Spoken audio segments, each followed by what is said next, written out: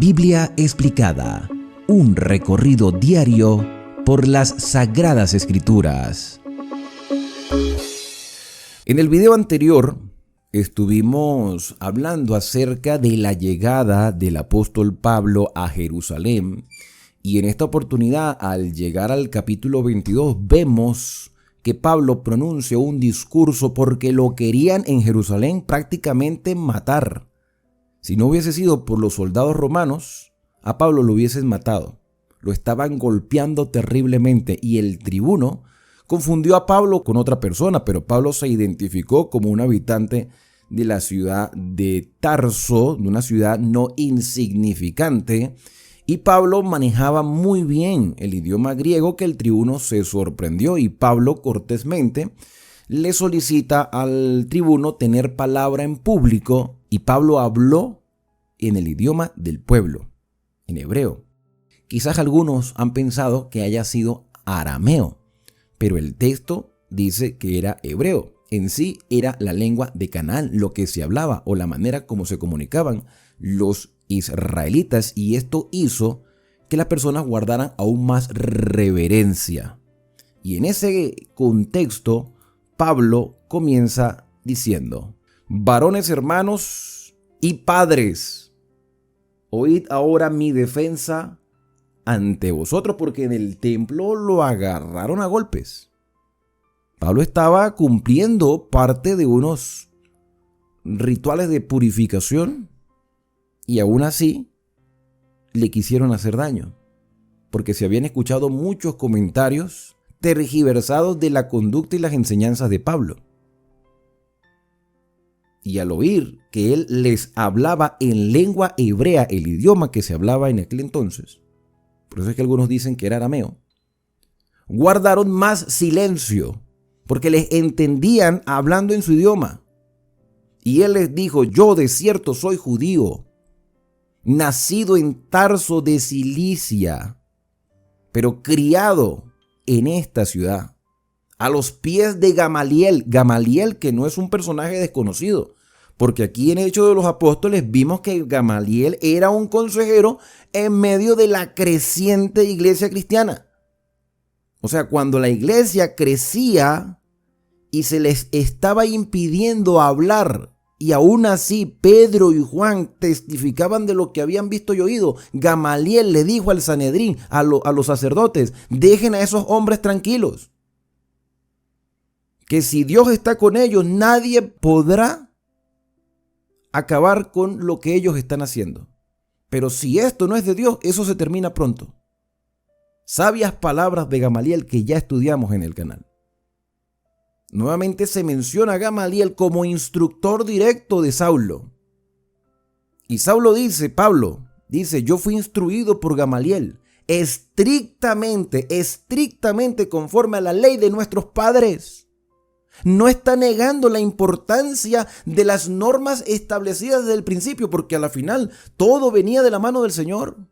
Fue Dios el que estableció esas que se han clasificado como 613 leyes, que en realidad fue toda una enseñanza completa para que Israel pudiese vivir mejor y fuesen, porque el propósito de que Israel tuviera todas esas normativas, incluyendo los 10 mandamientos, era que fuesen un modelo para las demás naciones. Porque la promesa de Dios a Abraham es que por medio de la simiente serían benditas todas las familias de la tierra. Pero parece que eso no se había entendido bien. Ahora Pablo dice: yo fui estrictamente educado conforme a la ley de nuestros padres, celoso de Dios, como hoy lo sois todos vosotros. Pablo no deja de ser un hombre educado que usaba las palabras adecuadamente para no hacer sentir mal a nadie. Y creo que de esto tenemos que aprender mucho de Pablo. Porque Pablo bien pudiera haber dicho: ustedes que dicen defender y ser celosos de las normas que Dios estableció, me quieren quitar la vida. Pero Pablo no dijo eso. Pablo dijo: yo he sido celoso como ustedes lo son hoy. Yo les entiendo porque yo también he sido como ustedes. Y él empieza a dar su testimonio. Yo perseguía este camino, estas enseñanzas. Cuando habla del camino, está hablando del cristianismo. Pero el cristianismo en su momento llegó a ser una expresión despectiva, cristianos. Pero aquí se le presenta como el camino, como un sendero que el Señor ha trazado para poder recibir la promesa de la vida eterna. Jesucristo dijo, yo soy el camino. Entonces el mensaje era Cristo. Yo perseguía este camino hasta la muerte. Yo estaba dispuesto a hacer todo lo posible por acabar con aquellas personas que enseñaban de un Mesías resucitado. Yo era la persona que prendía y entregaba en cárceles a hombres y mujeres. Como el sumo sacerdote también me es testigo. Porque claro, él recibe cartas directas del sumo sacerdote. Y todos los ancianos, de quienes también recibí cartas para los hermanos y fui a la ciudad de Damasco para traer presos a Jerusalén, también a los que estuviesen allí de ese camino. O sea, que creían que Jesús era el Mesías. Para que fuesen castigados, aunque el anhelo más grande de un judío era que el Mesías llegara. De hecho, hasta el día de hoy, si has tenido contacto, has visto algún tipo de enseñanza de algún judío, algún rabino, alguien que profese el judaísmo en pleno siglo XXI, te darás cuenta que el anhelo del corazón de ellos es que venga el Mesías y que levante el tercer templo. Ese es el anhelo de ellos. O sea, que ese mismo anhelo del siglo XXI debió haber sido el anhelo del siglo I, pero aún con el templo en pie. Porque el templo fue destruido en el año 70. Así que lo que ellos anhelaban era que el Mesías viniese, pero que acabase con los romanos y los pusiera a ellos como cabeza de todas las naciones. Entonces, todo aquel que perteneciera a ese camino, Pablo lo buscaba para que fuese llevado preso. Pero aconteció, dice él, que yendo yo al llegar cerca de Damasco, por cierto que Damasco es la capital de Siria. Llegando a Damasco, al mediodía, de repente me rodeó mucha luz del cielo. Una Siria que pertenecía al Imperio Romano. Y en pleno mediodía, Pablo respirando amenazas, Saulo respirando amenazas. Como lo dice en el relato anterior, lo que estudiamos cuando se le aparece Jesús. Pablo dice, mira, yo fui rodeado por mucha luz del cielo. Y caí al suelo y oí una voz que me decía, Saulo, Saulo, ¿por qué me persigues? Y yo respondí, ¿quién eres, Señor? Y me dijo, yo soy Jesús de Nazaret, a quien tú persigues. Versículo 9.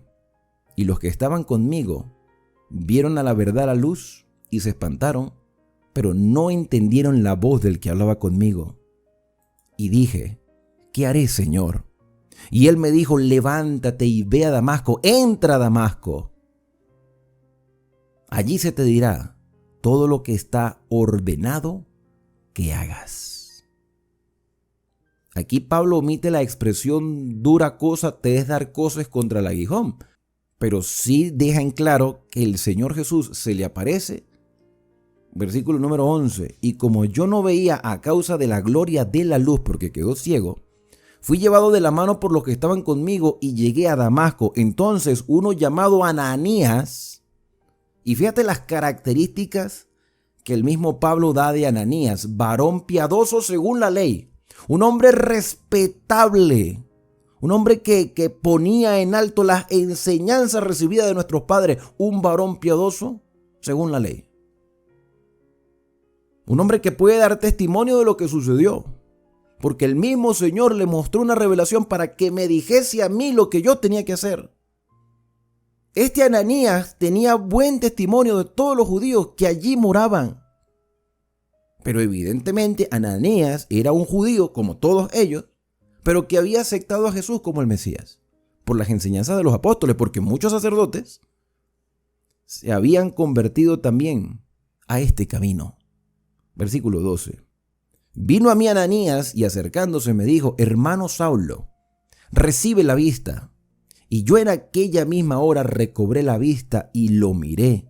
Y él me dijo, el Dios de nuestros padres te ha escogido, el Dios de nuestros padres. ¿Cuáles padres? Abraham, Isaac, Jacob, Moisés, David, Salomón y todos los que vinieron después. El Dios de nuestros padres, el Dios de las promesas, el Dios que escogió por gracia a Abraham. El Dios que con su poder liberó a Israel de la esclavitud. El Dios que hizo que su pueblo pasase en seco por el Mar Rojo. El Dios que sustentó a Israel durante 40 años en el desierto, haciendo que cayese pan del cielo y sacándole agua de la roca, y que le dio leyes buenas. Leyes buenas. El Salmo 119, que es el salmo más largo de toda la Biblia, es un salmo dedicado por completo a demostrar que la ley de Dios es santa, justa y buena. Y es extremadamente necesaria en la vida del creyente, de aquel que confía en Dios. Y Ananías, que por supuesto Ananías no era que humanamente quería tener ese encuentro con Pablo. Porque Ananías, cuando es llamado a buscar a Saulo para que recobre la vista y le haga un llamado al arrepentimiento, Ananías le dijo al Señor: Señor, pero es que yo he escuchado que este hombre persigue a quienes han profesado que Jesucristo es el Mesías. Pero lo trata con un cariño de hermanos de fe. Y recibe esta enseñanza de Ananías: el Dios de nuestros padres te ha escogido para que conozcas su voluntad. Pero conocimiento Saulo tenía, porque había sido educado por un maestro sabio, Gamaliel. Pero aún había cosas que seguir aprendiendo, como tú y yo necesitamos seguir aprendiendo constantemente. Nosotros no conocemos a plenitud todavía la revelación, estamos aprendiendo, pero Dios no nos va a dejar en tiniebla. Ahora, ¿todo ha sido revelado? Sí, aquí en su palabra. ¿Todo ha sido entendido? Quizás todavía no. ¿Por qué? Porque es cuestión de mirar cómo están nuestras iglesias, todas. Y nos daremos cuenta que hay deficiencias, que hay apostasía, que hay descuido espiritual y que se están haciendo cosas erradas creyendo que se están haciendo bien. Así que necesitamos seguir escudriñando, porque estamos en un proceso de preparación y nuestro más grande deseo es ver a Cristo retornar en las nubes de los cielos. Y por eso necesitamos prepararnos cada día y entender cada texto y cada capítulo en su contexto y con el propósito que Dios tenía. Entonces Dios escogió a Saulo sin él saberlo, con un propósito de que conociera su voluntad y que veas al justo, que conozcas al justo, el que hace justicia, que oigas la voz de su boca, que conozcas a Dios de verdad, no que conozcas de Dios. Porque conocer de Dios es simplemente tener la información de quién es Dios y qué es lo que hace.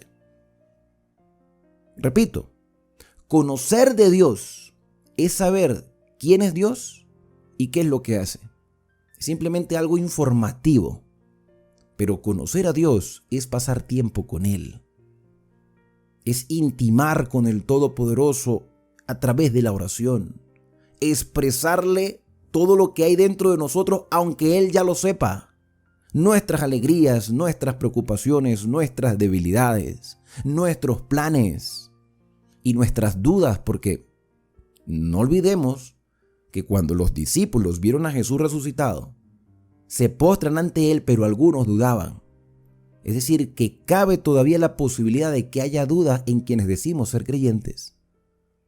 Y el Señor no nos va a dejar sin aclarar nuestras dudas y mostrarnos su voluntad. Por eso Ananías le dice: el Señor te ha escogido para que conozcas su voluntad, para que veas, para que contemples la justicia de aquel que es justo y que oigas la voz de su boca. O sea, que la entiendas lo que Dios ha querido comunicar a su pueblo. Porque tú no te vas a quedar con esa información para ti. Tú la vas a compartir con otras personas, porque tú serás testigo suyo, testigo del Señor a todos los hombres de lo que has visto y lo que has oído, o sea, lo que has experimentado. Nosotros podemos compartir cuál ha sido nuestra experiencia, pero cada uno debe decidir también tener esa misma experiencia. Ahora pues, ¿por qué te detienes? Tú viniste aquí, Saulo, con un propósito. Y el Señor te detuvo a ese propósito. Pero te ha dado un propósito nuevo. Te ha dado una nueva razón de existencia. Vas a cumplir una misión. Entonces, ¿por qué te detienes a este llamado que Dios te está haciendo? Levántate, bautízate, sumérgete en el agua.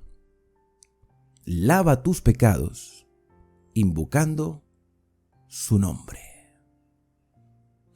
Quiero leer un comentario que me pareció muy relevante. Dice, el bautismo es una ordenanza divinamente señalada. Pero por sí mismo el bautismo no es suficiente. Escúcheme bien, hermano. El bautismo de agua no es suficiente para lavar el pecado. Porque el bautismo es un símbolo. La creencia, el arrepentimiento y la recepción del Espíritu Santo deben acompañar el acto exterior para hacer el bautismo eficaz. O sea, el bautismo es algo externo, una manifestación pública de lo que el Señor ha hecho en mi vida y seguirá haciendo. Porque el que nos impulsa a bautizarnos es el Espíritu Santo. El que nos hace sentir la necesidad de un cambio de vida, de estilo de vida, es el Espíritu Santo. Entonces tiene que ir ese bautismo acompañado de arrepentimiento. El arrepentimiento es cambio de mentalidad, metanoía, cambio de pensamientos. Y por supuesto la recepción del Espíritu Santo. Comenzaremos a aborrecer el pecado. ¿Y qué es el pecado? Transgresión de la ley. Lava tus pecados.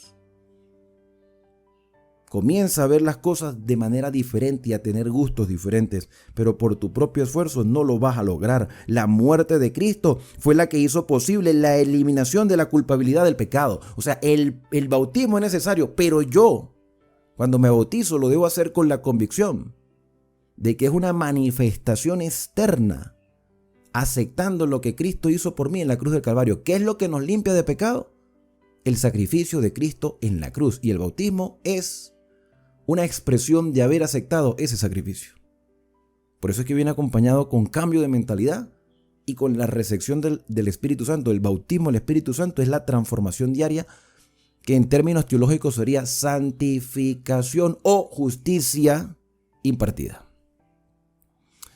Habiendo tomado en cuenta este comentario, seguimos leyendo entonces que Ananías le dijo: levántate, bautízate, lava tus pecados, invocando el nombre de Jesús, su nombre, de aquel que se te apareció. Y me aconteció, vuelto de Jerusalén, que orando en el templo, porque Pablo regresa al templo, me sobrevino un éxtasis, o sea, Dios se le manifiesta a Saulo, y le vi que me decía: date prisa y sal prontamente de Jerusalén. Esta fue la orden del Señor. Esto no lo sabíamos porque los hermanos habían ayudado a Pablo para que saliera de nuevo a la ciudad de Tarso. Pero aquí Pablo está diciendo: yo recibí del Señor esta señal de que debía salir de Jerusalén. Por supuesto, los hermanos me ayudaron. Porque no recibirán tu testimonio acerca de mí. O sea, tu mensaje será, el mensaje que yo te he dado será rechazado. Yo dije: Señor, ellos saben que yo encarcelaba, ellos saben lo que yo hacía, ellos saben que yo azotaba en todas las sinagogas a los que creían en ti. Y cuando se derramaba la sangre de Esteban, tu testigo, yo mismo también estaba presente. Y consentía en su muerte y guardaba la ropa de los que le mataban. Pero me dijo: ve, porque yo te enviaré a los gentiles. Señor, me rechazan los del camino por lo que yo hacía. Pero tú me dices a mí que me van a rechazar los que me enviaron a hacer esta obra, porque no van a aceptar lo que ahora yo les quiero compartir. Pero ellos saben que yo hacía lo que ellos me pedían. Si yo te he escuchado a ti, ellos también podrán escuchar este mensaje. Pero el Señor permitió que se fuera de Jerusalén a Tarso. y aclara que dentro del mensaje estaba la orden a futuro de ir a compartir con los gentiles esta experiencia. ¿Y quiénes eran los gentiles? Los extranjeros o los no circuncidados.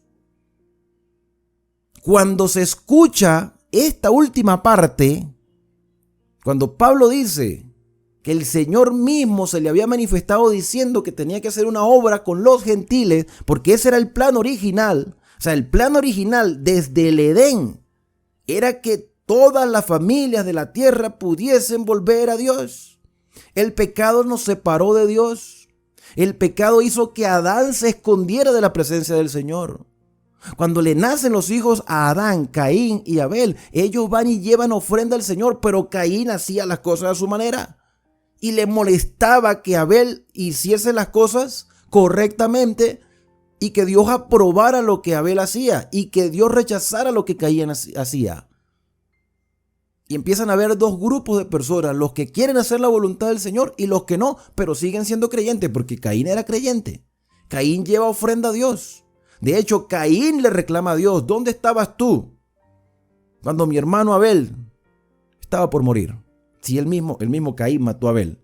Pero ¿por qué, Señor, tú no impediste la muerte de Abel? Cuando volvamos al Génesis, discutiremos más este tema de la lucha de Caín y Abel. Pero donde quiero llegar con esto, mis queridos hermanos, es que siempre fue el plan de Dios redimir a toda la humanidad. Y escoge Dios a Abraham como lo hizo también con Noé por gracia. Noé tenía el deber de que todos pudiesen entrar con su mensaje, con el mensaje que Dios le había revelado de que vendría un diluvio, todos pudiesen entrar al arca, que se convirtiera el arca en un objeto de salvación. Pero nadie le quiso escuchar. Cuando pasan los años después del diluvio y Abraham es escogido por gracia, Dios le dice a Abraham: por medio de tu simiente serán benditas todas las familias de la tierra. Y cuando Dios coloca a Israel en Canaán, después de haber hecho juicio a los cananeos porque habían colmado la gracia del Señor, entonces la idea de Dios en Israel, en Canaán, y escoger por gracia al pueblo de Israel, es que fueran una luz a las demás naciones. Y todo eso lo corroboramos. Todo ese plan de Dios lo corroboramos en el Antiguo Testamento. Pero Israel no quiso hacer las cosas conforme a la voluntad del Señor, sino que al contrario se acostumbraron o adoptaron las costumbres de las demás naciones. Danos un rey, Señor, para ser como las demás naciones. En lugar de ser un testimonio de que funcionaba la norma divina, ellos empezaron a adoptar las costumbres de las naciones vecinas. Y en lugar de ser una luz, se convirtieron en tinieblas. Pero ahora, a través de lo que Cristo hizo, el pueblo de Israel debía tener una perspectiva diferente y entender que la salvación estaba al alcance de todos. Y cuando Pablo dijo que el Señor tenía una obra para él con los gentiles, porque los gentiles también podían recibir la salvación, la gente se molestó. Y dice el versículo 22, y lo oyeron hasta esta palabra. Cuando mencionó a los gentiles, aquí no queremos escuchar nada de gentiles, aquí el pueblo escogido somos nosotros y punto. Y alzaron la voz diciendo: quita de la tierra a tal hombre, mátenlo, porque no conviene que viva. ¿Te das cuenta la actitud? Y aún así,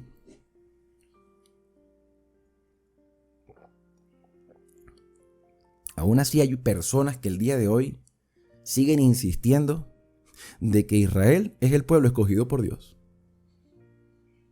Lo fue para cumplir una obra, pero ellos rechazaron. Mire, aquí esto es un rechazo total. Se molestaron porque la salvación estaba al alcance de todos los seres humanos. ¿Rechazó Dios a Israel? Jamás Dios ha rechazado a Israel. Quiero aclarar eso. Los israelitas, los judíos, tienen la misma posibilidad de salvación que cualquier humano en esta tierra.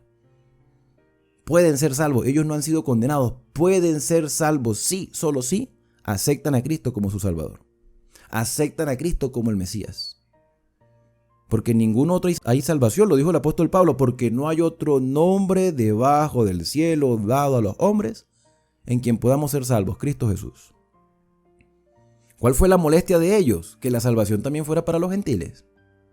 Y fue tanta la molestia que prefirieron que Pablo se muriese y se callase la boca y no hablara más. versículo número 23. Y como ellos gritaban y arrojaban sus ropas y lanzaban polvo al aire, mandó el tribuno que le metiesen a Pablo en la fortaleza y ordenó que fuese examinado con azote. Esto de examinado con azote no era que vamos a indagar, ¿no? Con amenaza, no, te vamos a dar latigazo y después descubriremos qué es lo que está pasando, para saber qué causa clamaban así contra él. Pero cuando le ataron con correas, o sea, lo inmovilizaron y lo amarraron para darle sus azotes, porque esto de atarlo con correas era para golpearlo. Pablo dijo al centurión que estaba presente: ¿os es lícito azotar a un ciudadano romano sin haber sido condenado? Pablo está utilizando su ciudadanía romana en este momento para librarse de los azotes. Si fuera mentira, era un delito grave. Así que el centurión se abstuvo de propinar el castigo porque Pablo estaba diciendo que era romano. Y el centurión, cuando oyó esto, fue y dio aviso al tribuno diciendo: ¿qué vas a hacer? Porque este hombre es ciudadano romano. ¿Cómo saber si realmente era ciudadano romano? Pues tenía que haber algún tipo de documentación. No era solamente de palabra, porque cualquiera podía decir: yo soy romano. Demuéstralo. Y seguramente Pablo tenía cómo demostrarlo. Vino el tribuno y le dijo: dime, ¿es verdad esto? ¿Eres tú ciudadano romano? Y él dijo: sí. Respondió el tribuno, que era un trabajador del imperio, del gobierno de Roma. ¿Sí? Era un servidor al gobierno del imperio romano, del César. El tribuno dice: yo con una gran suma adquirí esta ciudadanía. O sea, yo pagué. Se llama corrupción, ¿no? Parece que siempre ha existido el tema de la corrupción. Pagar para recibir lo que uno quiere. Yo con una gran suma adquirí esta ciudadanía. Entonces Pablo le dijo: pero yo lo soy de nacimiento. Ahora, ¿cómo tenía Pablo la nacionalidad o ciudadanía romana? Lo bueno de los comentarios es que nos ayudan a ampliar un poco más nuestro conocimiento, porque hay quienes han estudiado primero que nosotros. Y yo conseguí también un comentario con respecto a cómo se adquiría la ciudadanía romana, y se los voy a leer. Dice: en los tiempos bíblicos la ciudadanía romana se podía obtener por varias formas. Número 1, por nacimiento. Si uno nacía en el territorio romano, o sea, dentro del imperio, o en una ciudad que tenía el estatus de ciudadanía romana, automáticamente se convertía en ciudadano romano. Si nacía en Roma, pero el imperio era muy abarcante porque había conquistado varios lugares, habían algunos sectores donde se podía obtener la nacionalidad si nacían en ese lugar, y uno de esos lugares era Tarso. Otra manera de obtener la ciudadanía romana era por manumisión, donde algunos esclavos que eran liberados por sus amos romanos podían recibir la ciudadanía romana como parte de su liberación. Era un gesto de misericordia a los esclavos y se les adoptaba prácticamente como miembro de la familia. Lo tercero era por méritos especiales. En algunos casos, personas que habían hecho grandes servicios al Imperio Romano podían recibir la ciudadanía romana como recompensa. En el caso de Pablo, lo mencionaba en el versículo 28 del capítulo 22 de Hechos, que él tenía la ciudadanía romana por nacimiento. Significa que él nació en una ciudad que otorgaba la ciudadanía romana, en este caso Tarso de la provincia de Cilicia. Pablo era ciudadano romano por nacimiento porque nació en la ciudad de Tarso, que era una ciudad romana de la provincia de Cilicia. Aunque era judío de ascendencia, sus padres eran judíos de la tribu de Benjamín. Pablo tenía la ciudadanía romana, lo que le otorgaba ciertos derechos y privilegios especiales. Pablo menciona su ciudadanía al jefe de la tropa, que le respondió que él había adquirido la ciudadanía con una gran suma de dinero, pero Pablo dijo: yo tengo esta ciudadanía por nacimiento, soy ciudadano romano natural. Y claro, que seguramente tenía documentación cuando demuestra su ciudadanía, porque si hubiese sido mentira, el castigo era peor. Nadie se atrevería a mentir en este caso porque el castigo sería más terrible. cuando se corrobora que su ciudadanía romana es real, entonces esta gente se asusta, porque tenían que haber pasado primero por un juicio antes de azotarle. Así que luego, dice el versículo 29, se apartaron de él los que le iban a dar tormento. Fíjate que lo tenían listo para azotarlo. Estaba listo, estaba imposibilitado, con correa, listo para castigarle, sin haber pasado por un juicio. Porque la gente estaba alborotada y pedía la muerte de Pablo. Entonces cuando él anuncia que es romano, se abstienen. Dicen, no, no vamos a tocar a este hombre. Al saber que era ciudadano, tuvo temor de haberle atado. Al día siguiente, queriendo saber de cierto la causa por la cual le acusaban los judíos, lo soltó de las cadenas y mandó a venir a los principales sacerdotes y a todo el concilio, y sacando a Pablo, lo presentó ante ellos. Es decir, mira, ustedes que tienen contra este hombre, que ciertamente es judío, pero es ciudadano romano. Así que aquí necesitamos aclarar esta situación. El más interesado en resolver ese asunto era el tribuno. Un hombre que estaba encargado de mantener las cosas en orden en ese lugar. ¿Qué es lo que viene a continuación? Bueno, Pablo va a hablar y también los sacerdotes van a responder algunas cosas que estudiaremos en el próximo capítulo. ¿Cuál es la lección principal de esto? Hermanos, todos pasamos por adversidades. Y en este caso Pablo está pasando por adversidades, por tribulación a causa de su fe. Una fe que algunos han tergiversado y la han presentado erróneamente, porque Pablo dio su testimonio. Y lo más triste de este capítulo era la falta de amor y respeto a los seres humanos, indiferentemente de que hayan nacido o no en el pueblo de Israel. Igualmente son seres humanos creados a la imagen y semejanza de Dios, que merecen respeto y que merecen también entender que Dios ha pagado el precio del pecado de toda la humanidad. La salvación no es una cuestión de exclusivismo. La salvación está al alcance de todos. Pero Dios nos da la libertad de escoger. ¿Y por qué negarle la oportunidad que las personas escojan? ¿Por qué? Este es el mensaje. Ustedes, si lo quieren aceptar, amén. Y si no, esa es decisión de ustedes. Nadie está obligado. Nadie estuvo obligado a entrar al arca de Noé. Nadie. Y de hecho, solamente entró Noé con su familia. Cuando realmente sintieron que el agua los estaba asfixiando, quisieron entrar al arca, pero ya era tarde. Nadie estuvo obligado a salir de Egipto. El que salió de Egipto salió porque quiso. Nadie estuvo obligado a cruzar el Mar Rojo. Nadie estuvo obligado a pasar 40 años en el desierto. Ellos bien podían decir, yo me voy a vivir solo a otro lado. Pero Israel se caracterizaba o debió caracterizarse por ser un pueblo que dependía de Dios. Tú como creyente, como cristiano, tú tienes la libertad de hacer cualquier cosa de lo que te plazca. Pero si realmente quieres hacer la voluntad de Dios, si realmente quieres representar correctamente a Dios, Él te va a revelar su voluntad y tú vivirás como un testimonio para las demás personas de que vale la pena seguir este camino. Tu misma vida va a testificar que lo que el Señor ha hecho en ti también lo puede hacer en otras personas. Y eso era lo que Pablo quería hacer.